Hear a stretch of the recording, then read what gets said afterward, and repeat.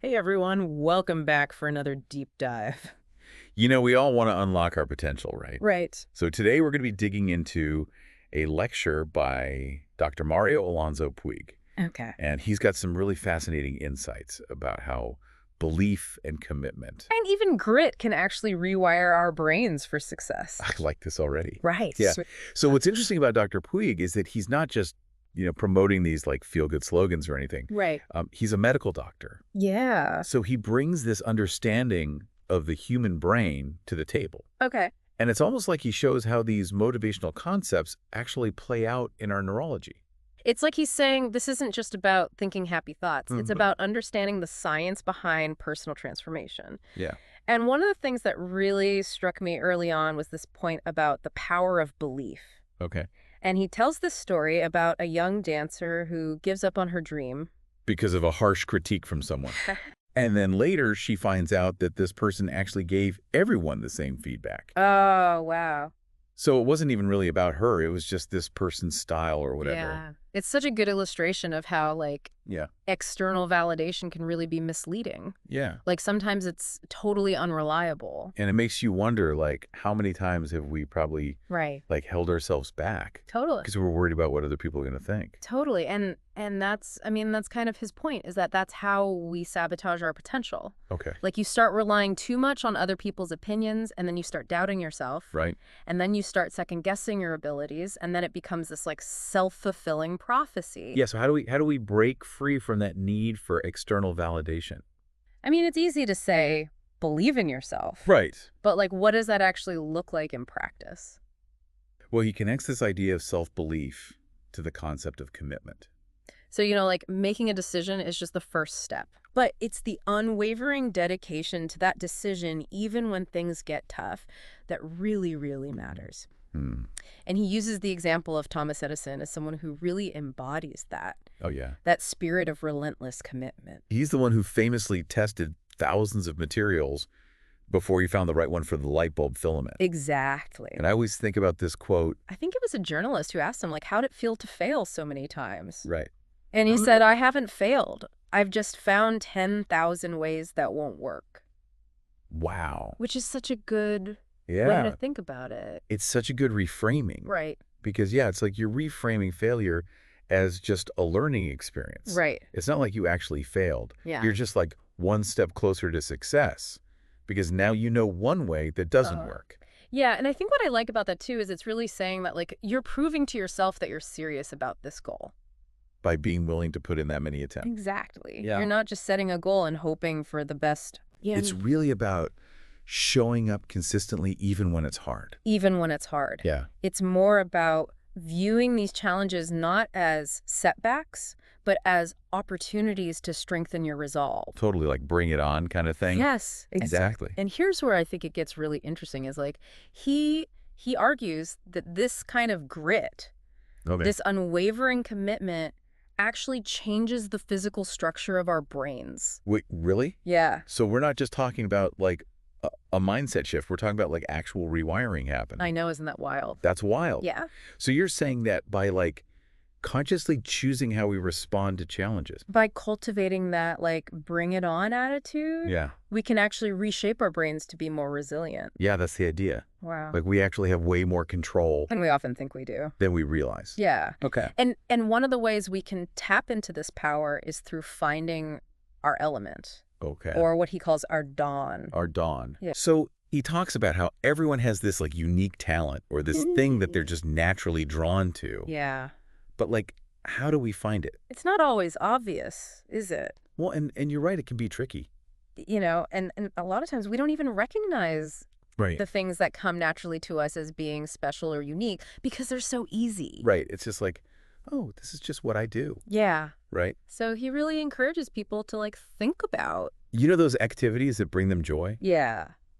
Even if they seem unconventional at first? What would you say to someone who's I don't know. I don't know what that is for me. Yeah, how do I figure that out? Yeah. I would say think about What are you doing when you feel most alive? when you feel most engaged. Yeah.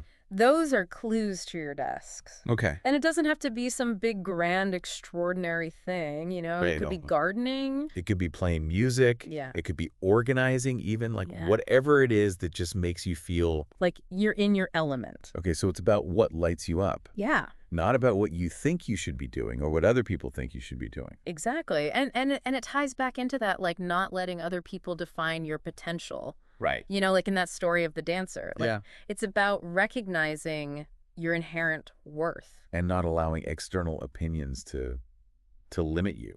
It goes back to that self-belief It thing. all comes back to that. Yeah. This is so inspiring, but it also kind of makes me wonder It's that. if we're all capable of so much. Why do you think so many people struggle to reach their potential? Is it just fear of failure, or is there something more to it? Well, I think he addresses that. And it's interesting. Yeah. He talks about how our brains are actually wired.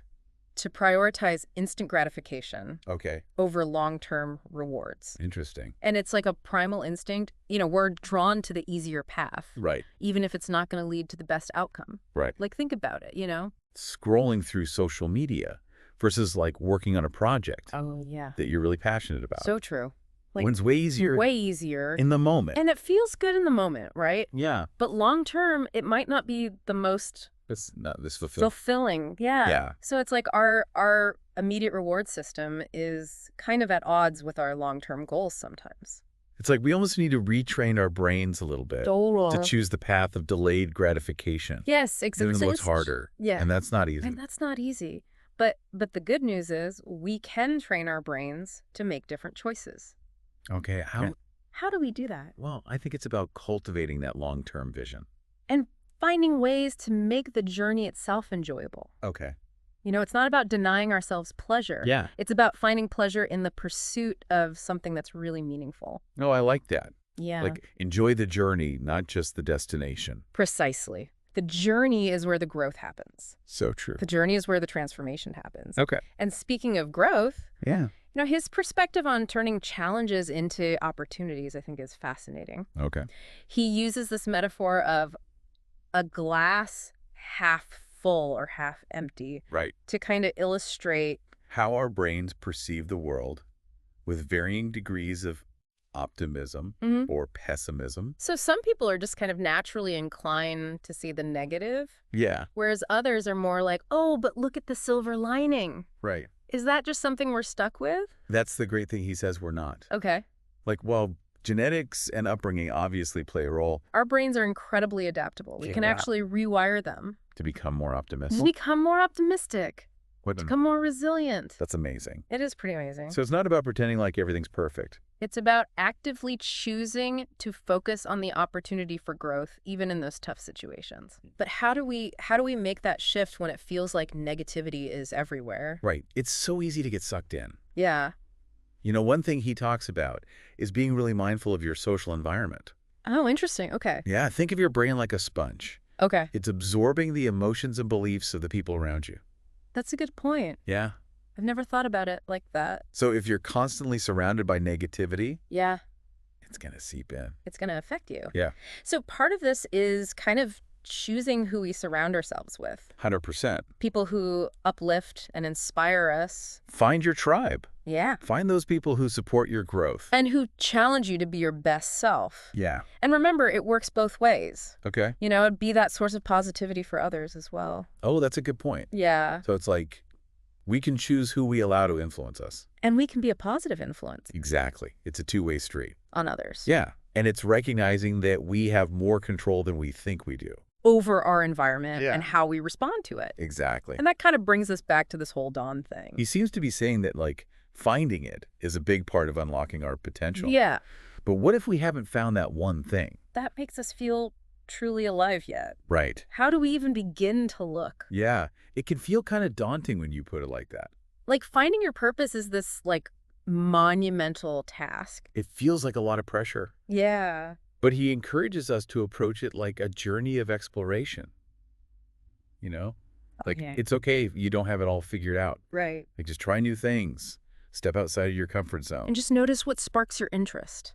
Okay. Like, that spark might lead you to a passion that you didn't even know you had. I love that. It's not about like adding more pressure. It's about approaching life with a sense of curiosity Exactly. and playfulness. Totally. But what happens when like we inevitably hit roadblocks? You know, when that self-doubt creeps in. Right. Like how do we silence that inner critic? Yeah. Especially when things get tough. Especially when things get tough. Exactly. Well, he really emphasizes the importance of self-compassion here. Okay. You know, it's about treating ourselves. With the same kindness that we would offer to a close friend? Like, we're so much harder on ourselves Oh, way harder. than we would ever be on someone else. 100%. So instead of that, like, harsh inner critic, It's almost like we need to imagine offering ourselves words of encouragement and support. totally, and recognizing that, like, You're going to have these feelings, yeah, but it's okay. Like, just Nah. acknowledge them without judgment. don't beat yourself up about it. Exactly. And remember that, like, Setbacks are a natural part of growth. yeah, you're not going to get it right every time. You're not. Nobody does. So it's about reframing those moments of self-doubt. As opportunities for self-kindness. Yeah. It's like shifting from, I can't do this, To I'm still learning. to I'm still learning. And that's okay. Yeah. And I feel like mindfulness could really help with this too, right? Absolutely. Mindfulness is such a powerful tool for this. Because it's like by practicing mindfulness, Even for a few minutes a day. we can start to kind of observe those negative thought patterns. Without getting totally swept away by them. Yeah, you learn to create that space Yeah. between the thought and the reaction, Yeah. which is huge. It's so powerful. yeah. It's like we're training our brains to be more aware of those thoughts. And then to consciously choose the ones that are actually helpful. Exactly. Like you're essentially rewiring your brain. To focus on solutions instead of getting stuck in the problem. Again, this has all started to come together now. So it's like we're combining this understanding of how our brains work Yeah. with these like actionable steps. Right. Like mindfulness and self-compassion. Yeah. It feels so much more concrete than just being told like, oh, just think positive. Right. It's not just about like positive thinking. And the best part is What's- he's saying that this isn't just some like abstract theory. Well, he's seen this stuff work in the lives of real people Totally. And there's a growing body of scientific research. to back it all up. That's really cool. It's not just him saying this stuff. Like Yeah. we're actually seeing it Oh, in the yeah. research. So it's not about some like magical overnight transformation or anything. It's about like those small choices that we make each day Yeah. that move us a little bit closer, The small steps. yeah, to the best version of ourselves. I love that. So cultivate those empowering habits. Believe in your ability to create the life that you want.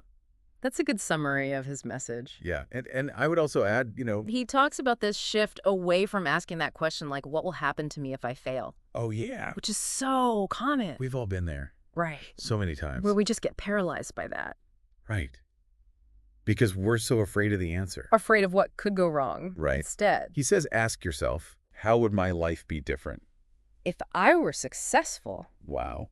that completely changes the whole, Like the whole way you're thinking about it. it changes the framework. It does. So It like- shifts it from the fear From the fear to the possibility. to the possibility, It's exactly, like we're priming our brains. for a more like positive and empowered state. Exactly. And by asking that question with genuine curiosity. Like we're opening ourselves up to a world of possibility. I love that. This has been such a great deep dive. Into Dr. Puig's work. It has. I've learned so much. We've covered so much. We have. You know, from the power of belief, The importance of finding our element. this incredible ability our brains have to rewire themselves. Amazing, right? For success, it's amazing. That really is. And for everyone listening, We hope this has like sparked something for you maybe giving you some new insights. and that you're feeling inspired to take action. Yeah, go out there and unlock your potential. Yes. Remember, this is a journey, not a destination. It's a marathon, not a sprint. Be kind to yourself. Embrace those challenges as they come up. And never, ever stop exploring the amazing possibilities that life has to offer. I love that. Beautifully said.